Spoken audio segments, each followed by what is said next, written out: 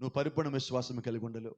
ఎప్పుడు పరిపూర్ణమైన విశ్వాసం మనం కలిగి ఉంటామంటే, నిరంతరము నువ్వు నమ్మిన వాక్య ప్రకారంగా జీవించిన కొరకు నువ్వు ప్రయాస కలిగినప్పుడు, భారం కలిగినప్పుడు, ఆ వాక్యము నీ జీవితంలో అన్నిసార్లు కనబడాలి.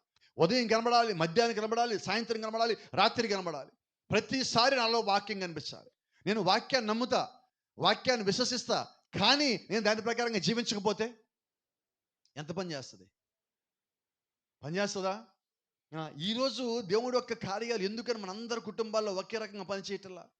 ఒకే రకమైన విశ్వాసం, ఒకే రకమైన వాక్యం వింటున్నాం, ఒకే రకమైన వర్తమానం పుస్తకాలు చదువుతున్నాం, ఒకే రకమైన బైబిల్ చదువుతున్నాం, మరి ఒకే రకమైన విశ్వాసం ఎందుకు ఉండటం లేదు?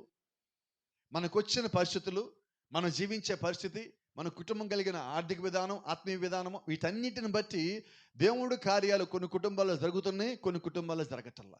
ఏంటి కారణమని పరిశోధన చేస్తే ఒకటే, అందరం ఒకే రకమైన విశ్వాసానికి రావటంలా.